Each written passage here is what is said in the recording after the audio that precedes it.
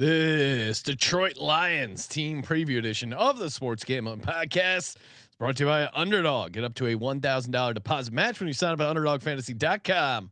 Promo code SGPN. Hey, this is Derek Stevens. I'm the owner of Circa Las Vegas. You're listening to SGPN. Let it ride.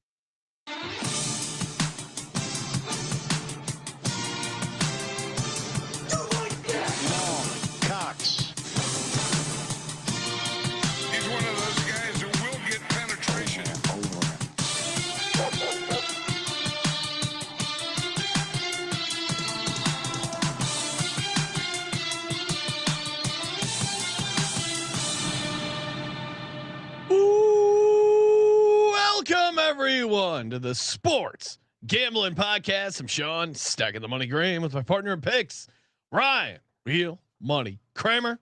What's happening, Kramer? Dog. Sean, we heard the big man's voice to start the show. Yeah, Derek Stevens. A lot of people, including myself, thought the D was named after the city of Detroit. It is not. It's for nickname. No, you find out in Vegas if you come visit us with the firm handshake. Good tease, right? I almost revealed on air. We are talking Detroit Lions as part of our 32 NFL team previews. If you're watching live, get in for our pack break. That's right. We got a bunch of great feedback on doing the live pack break. We will run it back tomorrow night, Tuesday, August 12th, 7:00 Pacific. You can grab your team. I think halfway more than sold out. So get in over there now. sportsgamblingpodcast.com/break if you want to grab a pack. It's also fun just to watch other reactions live. Promo code SGPN. Get in the chat. It's awesome to hear the chat sweat these. And it is a sweat because what team's going to pop up? Oh, you get that card. We had a couple big pulls last time. We had a Burrow card that you got, Ryan, that was worth a decent amount of change. We got, the big, for me, it was there was at the very end, so it's like there's boxes that are like not curated, and Daps also curates some stuff. And at the very end, in one of those curated packs, I got a double. I remember first it was exciting because we found it was Bengals. It was a double. It was T Higgins and Joe Burrow. I think the big payday, I think the big winner of the last show was the Commanders in general, because a couple Jaden Daniels popped out, but also that Luke McCaffrey autograph jersey patch, signed, which is pretty. I mean, if Luke McCaffrey ends up being a prospect, that thing could. Yeah, and I think the one thing to handicap here is the cards are all 2024. But the jerseys could be from someone this year, from what I understand. Oh, you're right. Yeah, because the delay in the card manufacturing, you don't have the 2025 rookies for another couple months. So I've already gotten down on the Jags, Sean. So in addition to the Giants, I have the Jags. So obviously you're praying for a Brian Thomas rookie. Yeah, to go with my neighbors. I mean, I didn't really get much Giants last time too. Well, and there are you want to talk about the quarterbacks from last year, the Falcons cards. No, thank you. The Bears and the Patriots. So if you're optimistic on one of those rookie quarterbacks from those that teams year, don't have fan bases, making a jump, might want to hop in, but that's going to be a lot of fun. Looking forward to that. And Ryan, if you're watching live, youtube.com/sportsgamblingpodcast, triple header. We got 3 team previews. We're doing an extra day in Vegas. We're going to be in at the Circa this weekend. So come say hi if you're around, but we got to get to it. We got a bunch of team previews. We're doing 3 today. 3 a days. Let's get after it. Joining us on the line to talk all things Detroit Lions. You know him, you love him. Easyy. What's happening, man? Great to hear from you. Hey, what's going on, guys? Now I saw online that you had gotten a haircut, or you were posting you hadn't gotten a haircut in 2 years. You got a haircut. Now you got your hair in a hat. How did you end up really going short? I know last time we saw you for the preseason game, you had the long Lions mane. How did you go short, or did you just get it trimmed? What are you working with? Yeah, so actually it's been closer to 3 years. I found out. Wow. It's been a while, but yeah, I can take my hat off real quick and show you. Let's see the hair. It's pretty short. Dick Puncher took his shirt. Whoa! All right. This is now multiple episodes in the NFC North where someone got aroused who was listening or watching.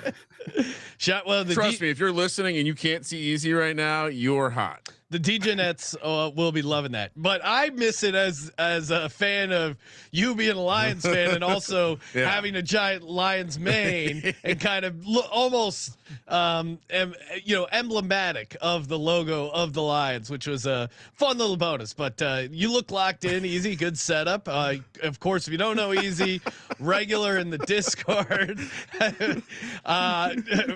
Cousin Mush joking, did Easyy get a job?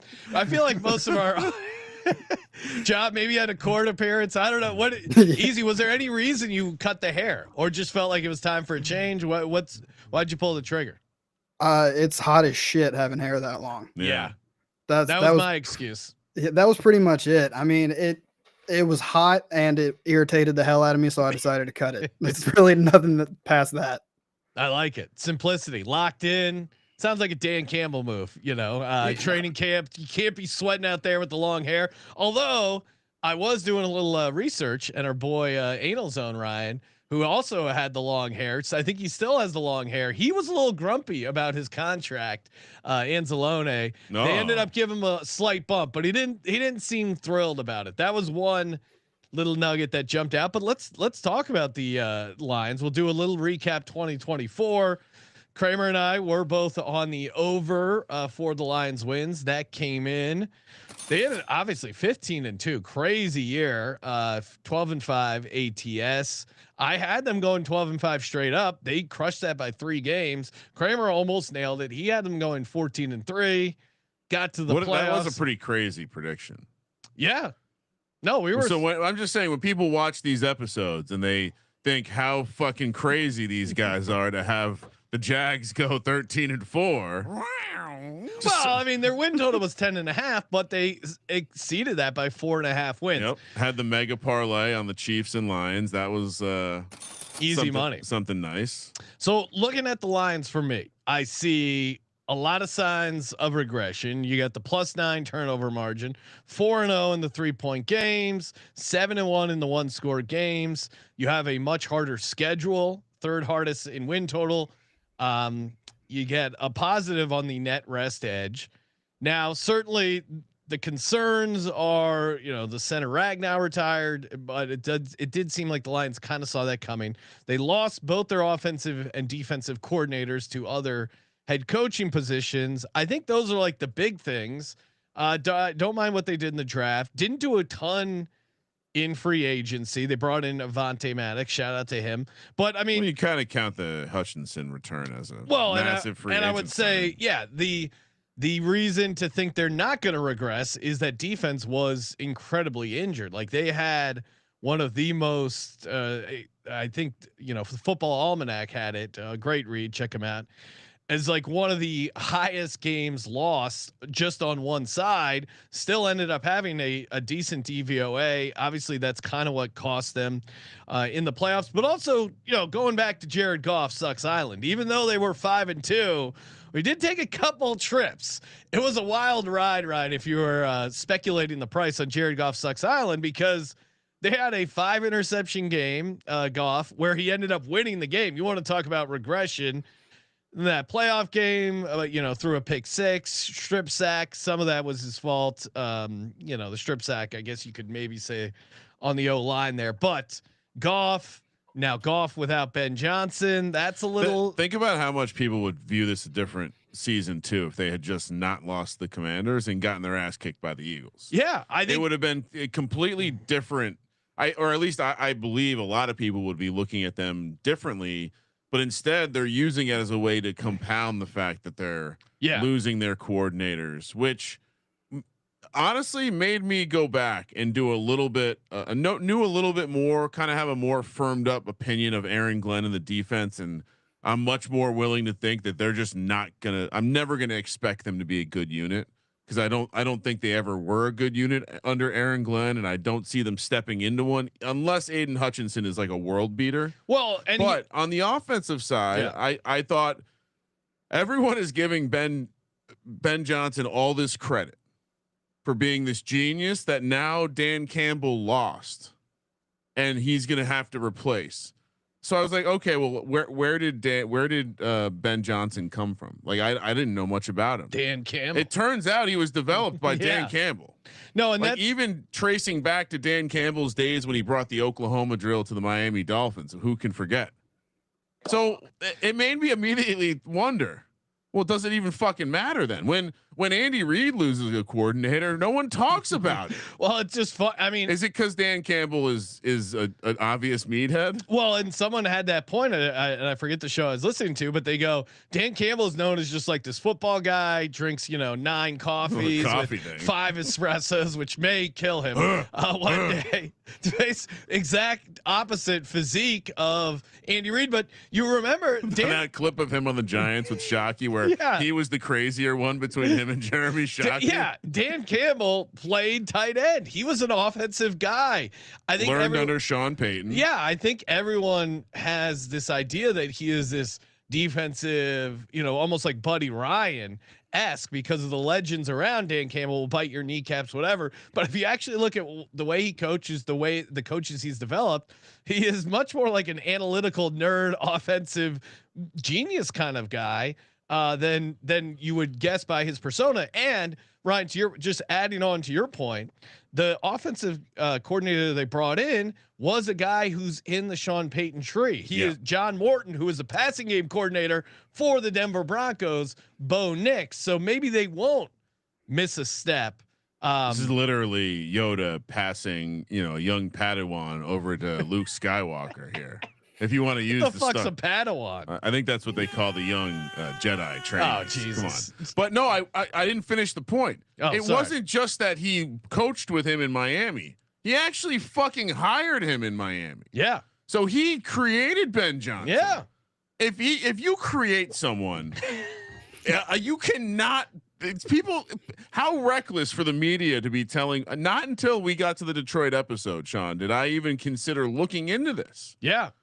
The mainstream media is lying to all of us. No, I now have zero concerns about the offense, or at least the Ben Johnson piece of the offense. One last nugget. Hutchinson, we kept talking about what a record pace he was on. He was good.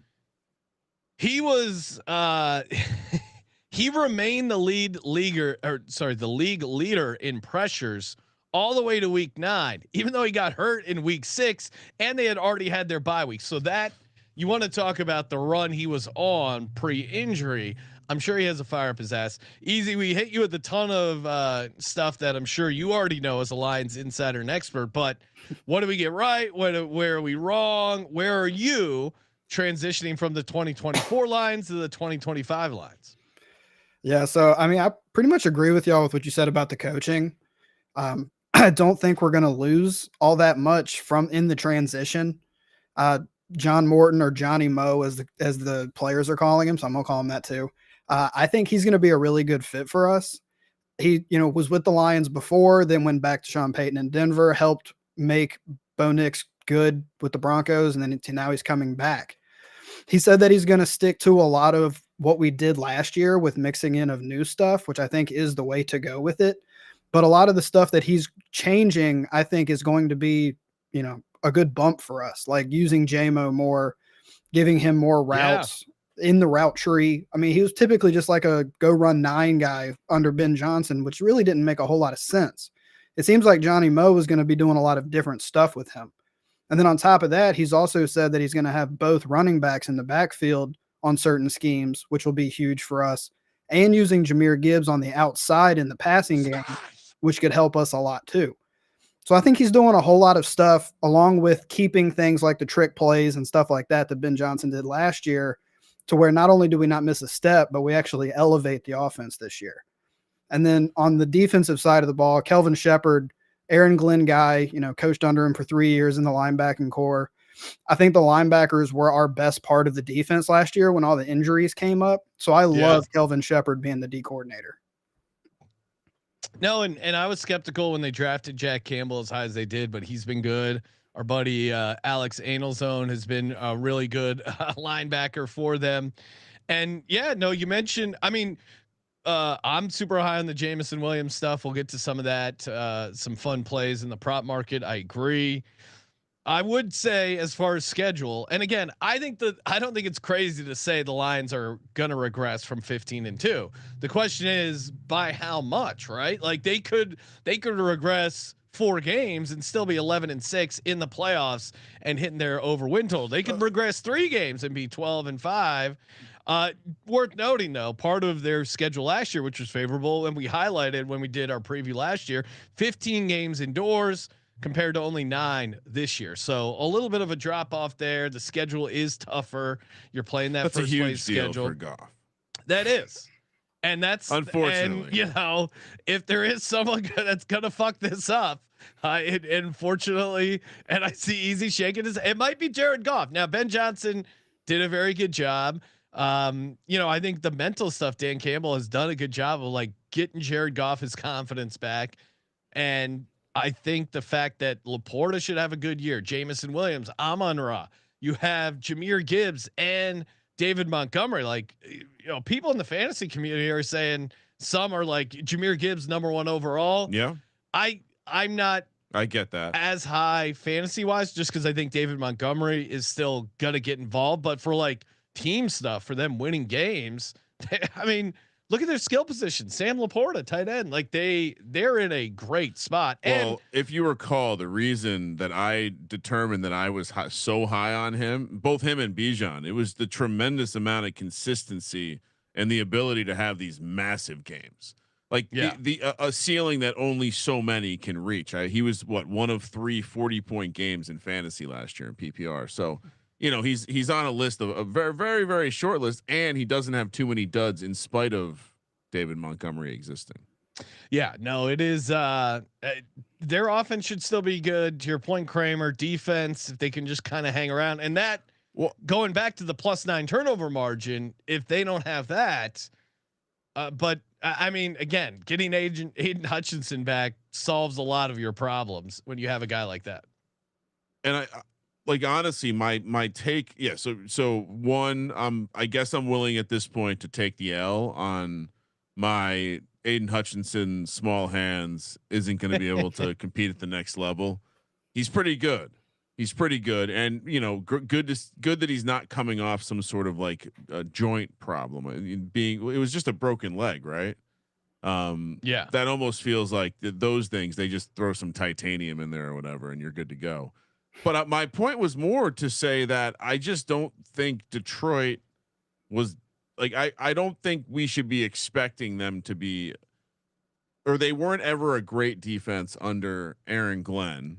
And so why are we expecting there to be this massive drop off going to a guy who, I don't know how long he's been in the system, Easyy, but I'm pretty sure he's been there for,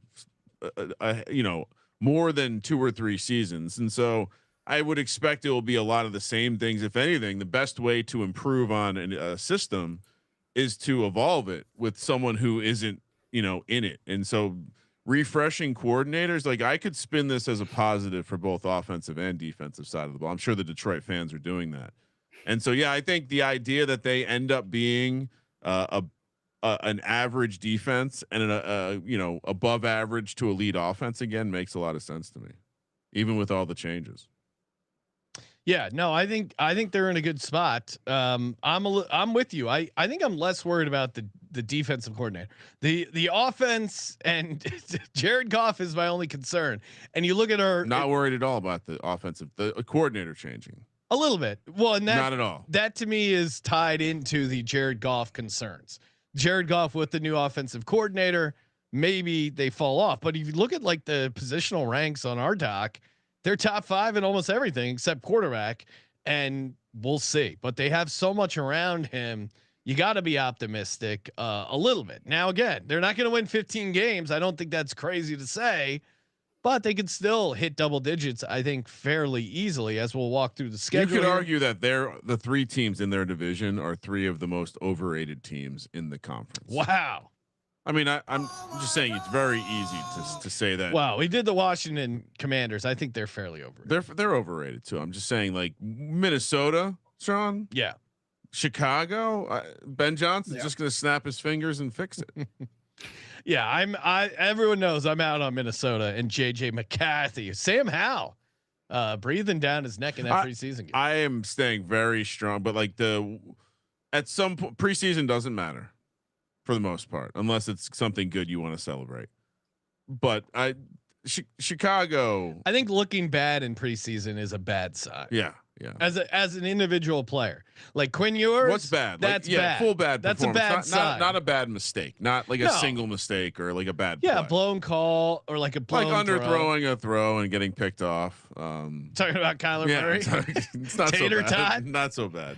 All right, we're gonna get to the Lions schedule before we do. Shout out to mybookie.ag. MyBookie. I mean, the prop builder. Cannot wait to fire on that. Easyy killed it this year on the defensive props, and they have a ton of props in their prop builder, which is live and active for people who sign up using our promo code mybookie.ag, promo code SGPN. They accept customers from a ton of locations. Easy deposit, lightning fast payouts using that sweet cryptocurrency. Shout out to Bitcoin. It's just it's always good to have more options, and mybookie.ag, great place to get started. They do have a 100% match up to $1,000. Now there is a rollover requirement, so read the terms and conditions there if you're looking to get the bonus. Either way, mybookie.ag. Use the promo code SGPN so they know we sent you. Appreciate all the support, and shout out to Rhythm, sportsgamblingpodcast.com/RITHMM. It is, I mean, it's here and it's beautiful. That's right. College football is back. They killed it last year. Rhythm, 21.47% ROI on non-conference spreads, 22.47 ROI in conference money lines. This is hey. Yeah, everyone's using AI these days. It is an AI arms race, even in the gambling world. And if you're not using data and big data and AI stuff as part of your handicapping, you really are missing out, because certainly the competition is. Don't miss out. Get your 7-day free trial today. Start playing around with the college football model. It is a lot of fun. Sportsgamblingpodcast.com/RITHMM. Sportsgamblingpodcast.com/RITHMM. All right. Shall we look at the schedule? Yes. Yes. All right. Well, we kind of touched on it, but the obviously last year's schedule had a lot of things that you like about it. A lot of areas why it could be easy. The indoor thing, always a nice feature for a dome team. Well, this year it's a difficult schedule. It also is one that features some good rest advantage. So they lose the indoor games, they gain some rest advantage, and I think they're going to play pound for pound a much more difficult schedule. And some of that is when you catch the AFC North, for example, the fact that they're playing each other, no real easy game in there unless you're now that Shador's arrived, no easy game in the AFC North. But yeah, nothing other 12 times their favorites, which is probably what you would expect for a team at 10.5 plus 104 to the over, minus 129 to the under, 188 to make the playoffs, 152 to miss plus, that is. Divisions plus 155. Conference is 5.5 to 1, and the Super Bowl is 10 to 1. And I came to the conclusion while having a late night mind-bending experience with Man in the Box in the recliners, all the way reclined, looking up towards the stars at the Circus Sportsbook, beautiful Las Vegas. That, what are we doing here? Plus 155 for the division. We're making the same mistakes again. This team clearly has a better roster than everyone else in the division, and the one team that you could argue is close is quarterbacked by a guy who I wouldn't rank higher than Jared Goff, and they opened the season against them at Green Bay, which that division game I don't mind to see week one. I know I'm mostly anti that, but I kind of like this matchup right off the bat. And then you have Chicago. Now I don't like having back-to-back division games to start the year, but you get Chicago at home, and that is it's a nothing. And then you go to the Monday night game against Baltimore on the road, and then Cleveland at home.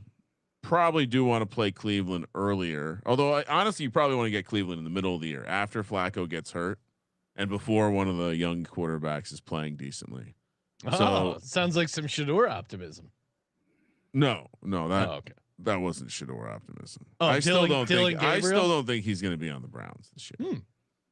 He's 100% going to be on the Browns. Did you see how many fans they had at a preseason game on the road? I think that might have more to do with seeing Joe Flacco on the sideline. Miles Garrett. What are you talking about? This is the only thing Browns fans have been excited about in like 5 years. They're not very cutting sad because he's Shedeur not good. Sanders. He's not. It doesn't matter. They're not cutting him. Kramer, what are you doing these first 4 games? Now, Cleveland at home. Yeah, they're 10.5-point favorites. You like them there. Yeah, Chicago at home, decent favorite. I think.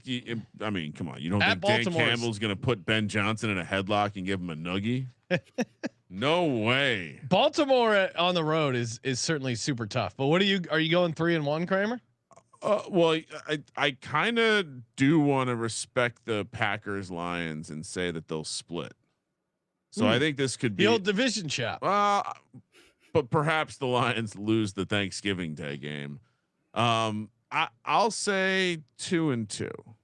I'll say 2-2. I'll say 2-2. And there's questions about Dan Campbell's. No, actually, you know what? You're right. 3-1. 3-1. Yeah, we'll see where I land, but Baltimore has Kansas City on deck here too. Yeah, I still think it's a primetime game. At M&T Stadium, primetime.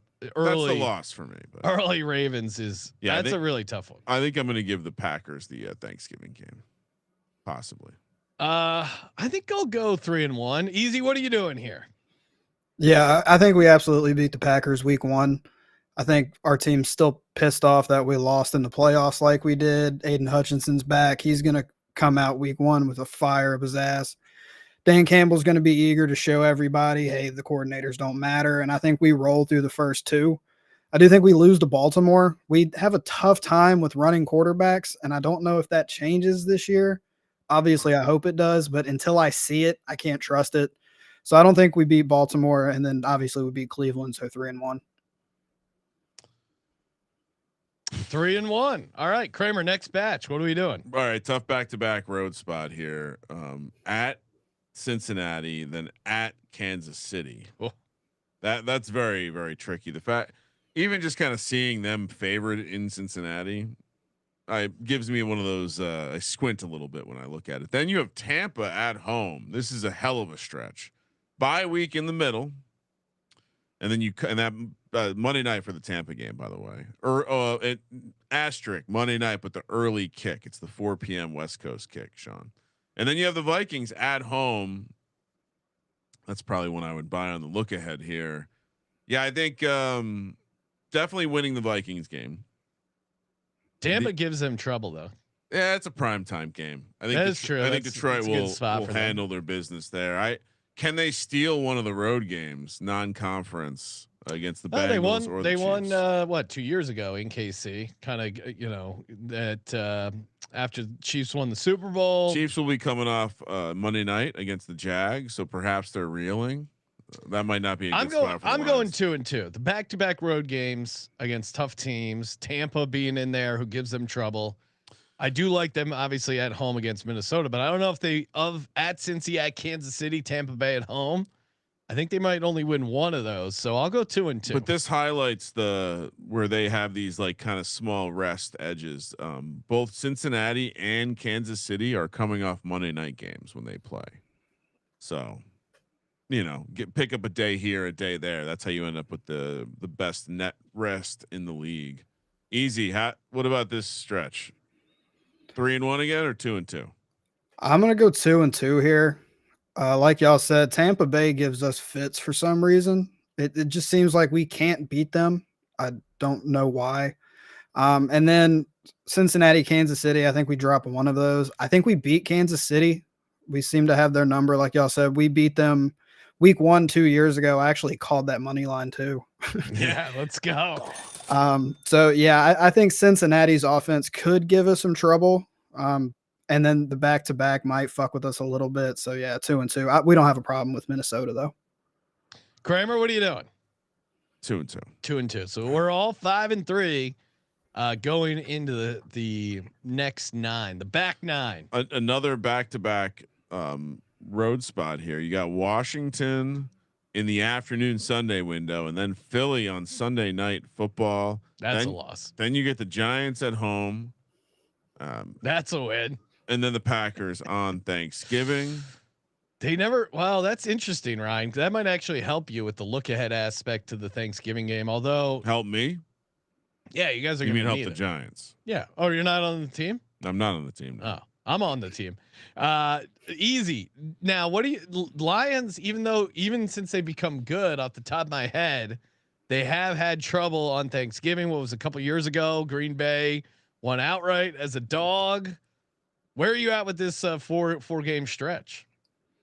Yeah, another thing where it's like, why do we do this? But we do struggle on Thanksgiving pretty much every year. You know, back when we sucked and living in Virginia, I could only really watch Lions games like once a year, and it was on Thanksgiving, and I knew they were going to suck every year. So it's like I get my hopes up every year. Oh, cool, it's Thanksgiving. I can finally watch the Lions, just for us to get blown out by 28 every year.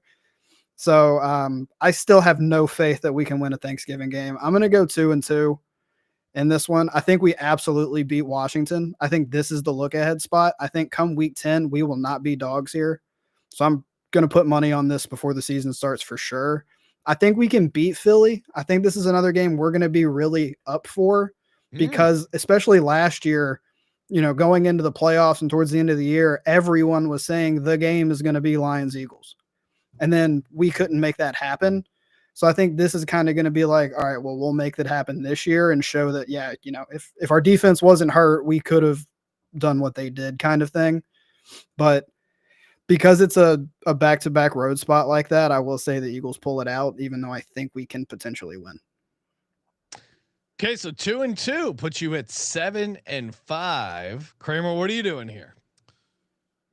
Yeah, they're going to beat the Redskins. Okay, they're going to lose to the Packers. And I think they split the other two games. Okay, 2-2. 2-2. All right, let's see. Giants are going to be nasty on turf this year, so that could be a tricky spot right there. Dallas. Can I give out my predictions? You can give out your predictions. Oh, thank you.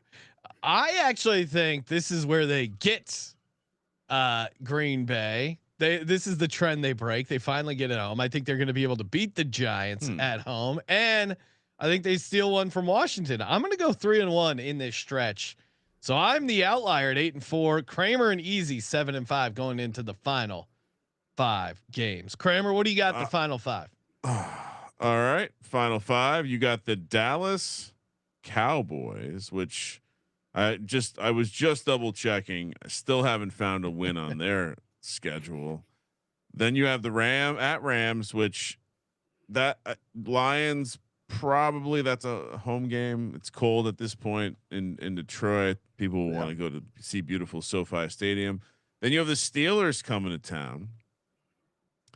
That's an interesting one. How is the Lions record against Aaron Rodgers, Sean?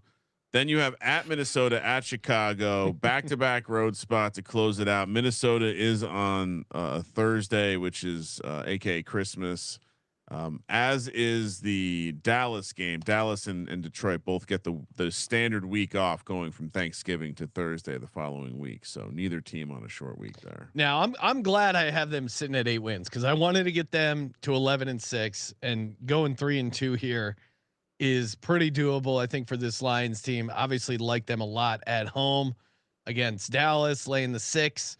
Steelers game, I think it's interesting because like I don't necessarily love the matchups for the Lions, but I would say Steelers late in the year, that is kind of when they hit a wall. You don't like the Steelers on turf. Yeah, Steelers in a dome, that just never seems to work for them. So I like their chances in the home stretch, and then I think at Rams, and then you got 2 games. Only one of them is outdoors at Chicago. At Minnesota's a dome game. So now this is nice because 4 of the 5 are dome games. Yeah, I think 3-2. There's a chance they go 4-1 here, but I'll keep a conservative 3-2. Kramer, what are you doing here in this last 5? Well, we fade the home team for the holidays, right? We know how that can be. A lot of the family in town. You got it. So they lose that, or they win the Minnesota game, meaning they're sweeping Minnesota this year. I think they also sweep the Bears. Like I said, they split with the Packers. Oh, okay. So that's 2 wins. The Steelers you don't want to mess with on turf against a team that can score points. the Rams. I mean, is this just? Do we just talk about how has Goff done against Mr. McVay recently? Well, he's done all right. Yeah, won the game, so that's another win. Holy shit! That was a crazy 5-0. That was a crazy win they had, and we'll see if Stafford. I mean, if Stafford is ready for Week 1, which he was supposed to be throwing today at practice, he did not, which is obviously a red flag for his Week 1 availability. And maybe, I mean, for him to make it to Week 15 with that herniated disc, it's gonna be. Did you see we'll see. Did you see the what McVay said today? Yes. Just like we mentioned on the show, like that when he started talking about how he's going to be able to make all the throws, danger. And then the first day he's supposed to be back, he's in street clothes because he's not feeling it. Is he missing games? I think my take on Rams versus Texans might be a bad one. We'll see. It's not looking good for. Is this 5-0? It's your picks, Ron. Is this 5-0? Is the last game against? I don't know. Is it a rhetorical question? Well, who do you want to answer? We talked to chat. You talk about them going outside. They don't really go outside in the winter. They got this random Chicago game at the end of the season. No, that's the one jumps out. Was I at 7-5? Yes. 5-0 is probably the right answer then. 5-0. 5-0 for Kramer. Final answer. 12-5. We need the Who Wants to Be a Millionaire for when Kramer finally locks in his answer. I'm gonna be so over on wins this year. I got to take wins away from someone. Easy. You're 7-5 going into this last 5 stretch, which only one outdoor game and some favorable spots here. What are you doing in this last 5? Yeah, Kramer, it took you a minute, but you did get to the right answer. 5-0 is right here. There you go. Yeah, I mean, we don't lose to the Rams since Jared Goff got into town. Dallas obviously is Dallas. I don't think Pittsburgh is going to be a problem at home. And at this point in their season, is Rodgers the quarterback? Ooh. Oh. Will Howard show? Will Howard season. Although he's banged up. Yeah, Will Howard's actually hurt. It's not a good sign for Will Howard. Yeah, and then finishing up the division. It's weird that we start with 2 division games and then finish with 2 division games. I don't really love that, but I don't think Minnesota or Chicago is going to be shit this year, so I think we sweep both of them.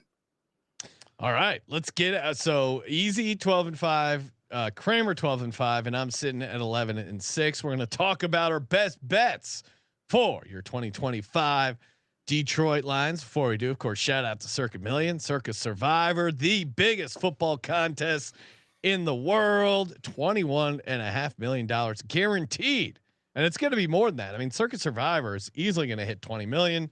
Shout out to fellow Lions fan Derek Stevens, and the Circa, just awesome property. Come hang out. We're going to be there a bunch over the next couple of weeks, and then obviously in the football season. Anytime you want to come say hi, promo code SGP15 at the Circa, get your 15% off, or the D or Golden Gate, and sign up for the contest. And if you do, we have a deal on the proxy. The proxy is the person who submits your picks every week. Footballcontest.com, promo code SGP for $50 off your proxy fees. Footballcontest.com, promo code SGP. And we're also brought to you by Underdog. Best Ball Mania happening all summer long, giving away 15 million in prizes, including 2 million at first, which is just insane. That's a spicy meatball. Love Underdog Fantasy. I'm drafting a ton of Jameson Williams on my best ball team, and I realize I have a bunch and I need more, so I'm going to be drafting more over on Underdog Fantasy. You can get a deposit match up to $1,000 in bonus cash when you use our promo code SGPN over at UnderdogFantasy.com. Sorry, Sean, I had to go get the just in case / ticket satchel, because we're about to get into it. All right, Kramer, you have a bunch of paper tickets. Fire away on what you like for the Detroit Lions. Well, first we're gonna take, and so for the first conversation we have is, do you like the over or do you like the division better? Over, you're getting close to normal odds, maybe close to plus 100 For the division, you're getting up to plus 155 now, which is wild. Yeah, that's gone up. When I locked this down at the Circa, I only got plus 146. I like both, but if I had to choose, I might take the division at plus 155 because I guess I could see them. Well, the price. I mean, just because of the price difference, I like them to win the division at 155. You know, maybe if they go 10-7, they can possibly win right there too. No, that's true. So I like both the win over the wins and the division, but if I had to choose, I might go division. So you're on the NFC North, Ryan. I'm on the NFC North. I also have it parlayed with the Jags. Okay. That pays about 10-1. So Lions, AFC North with the Jags, AFC South. Jags price has come down since I bet this, but the Lions has gone up, so it's probably pretty similar. About 10-1. Okay. I'm looking at my ticket. I'm shocked at how large I went on this one. I also have. I'm running back the Lions and the Chiefs because again, after having that conversation on that sweet night with CJ Sullivan, we determined that what are we doing here? The Lions are being disrespected to the high heavens. Okay. And then I'm kind of curious to hear Easy's play. What's that price? The second parlay. Yeah, the Lions, AFC North, Chiefs, AFC West. Oh, I shouldn't have put it away. You get like 3-1. It's like a plus 146 with like a close to even one. It's let's see, it's like 3.5 to 1. Plus 350. Yeah, about plus 350.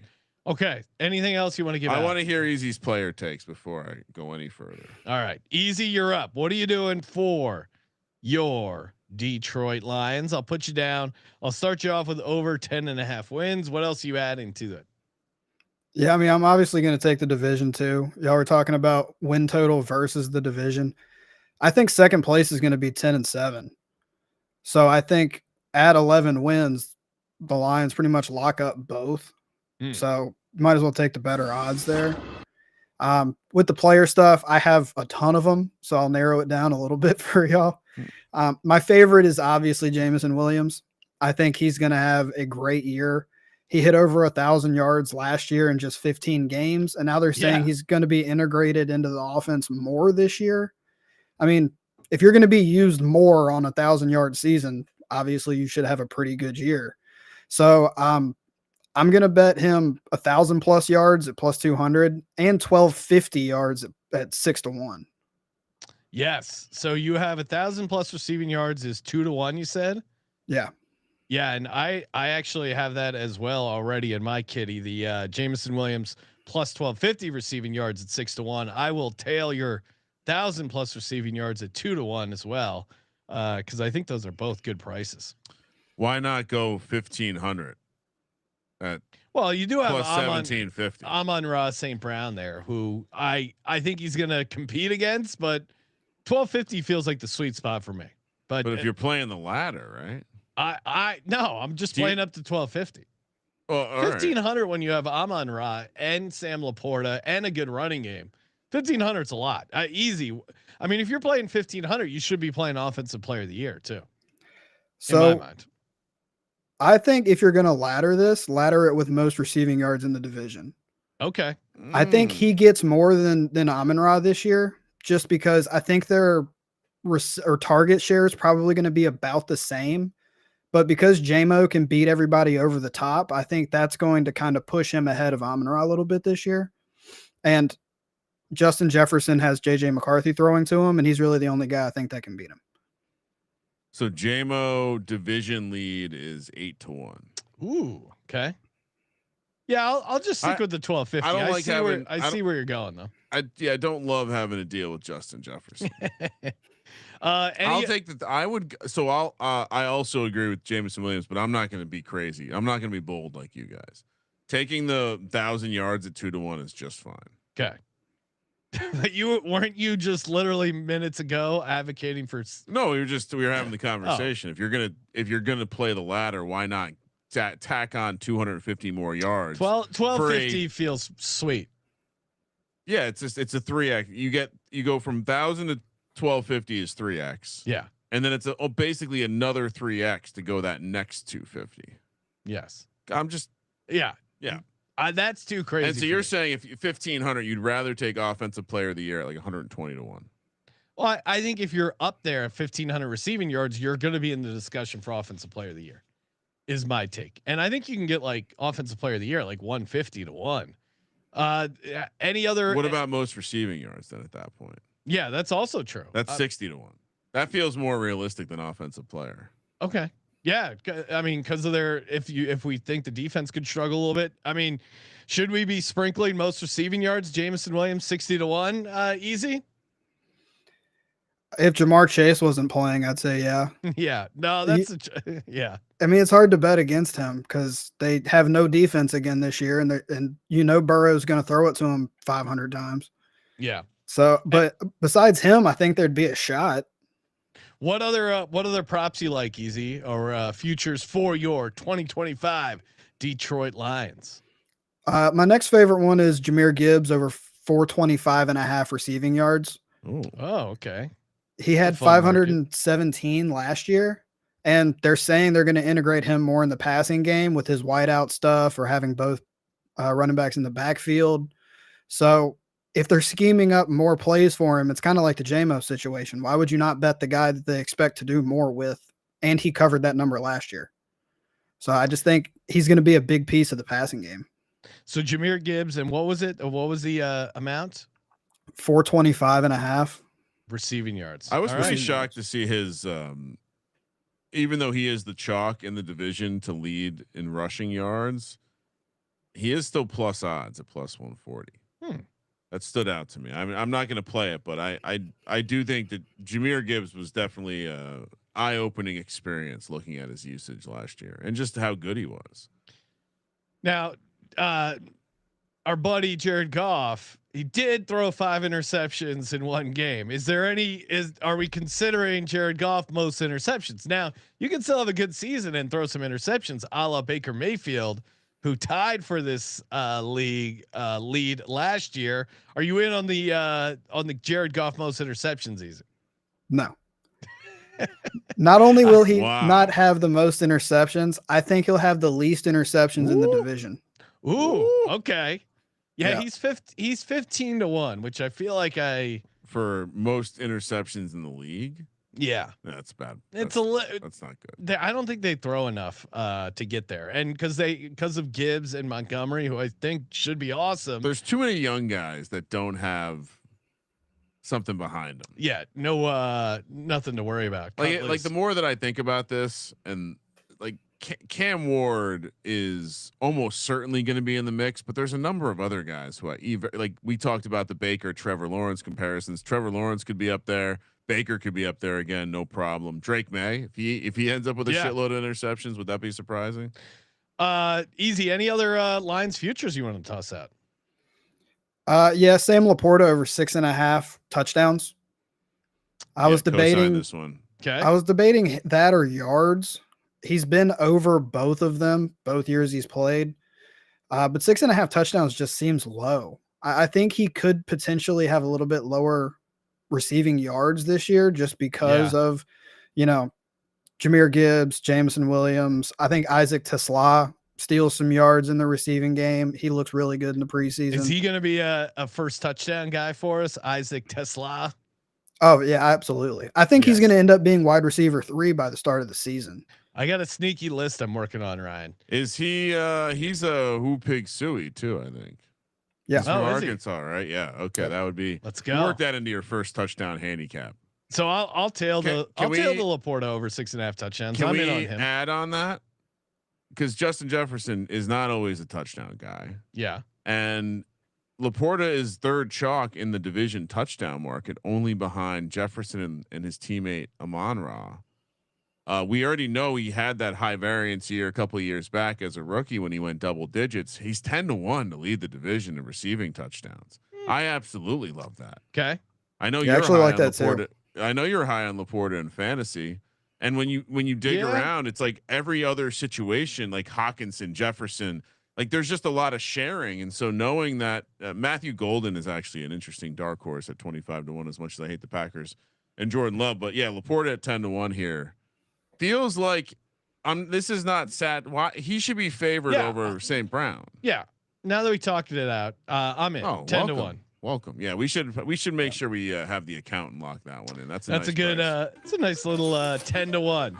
All right, so we like the Sam LaPorta stuff. Jahmyr Gibbs receiving yards. Jameson Williams receiving yards. Easy hasn't brought it up, so I'll ask directly. Goff MVP? No, they won't give it to him. No. I like that. It's not his fault. Yeah, it's the damn voters. Look at what happened last year. You know, I mean, obviously a 5 interception game is a killer, but he still had over chances. 4,600 passing yards, 37 touchdowns. He actually ran in for a couple. He caught a pass. He still should have been in the convo. I mean, he only finished with 12 interceptions on the year. So that's still on the fairly low side of it. But after that game, it was just, all right, we're done talking about him completely. And I think there's too many other stars on the team, kind of like your offensive player of the year point with JMO. Yeah. If Goff is an MVP caliber guy, it's going to be because one of his players is lighting it up. And I think they kind of get the attention from Jared Goff, whereas on other teams, it would be the opposite with the quarterback. Just for reference for everyone, that LaPorta division price is the same price that you can get on him to have 12 touchdowns.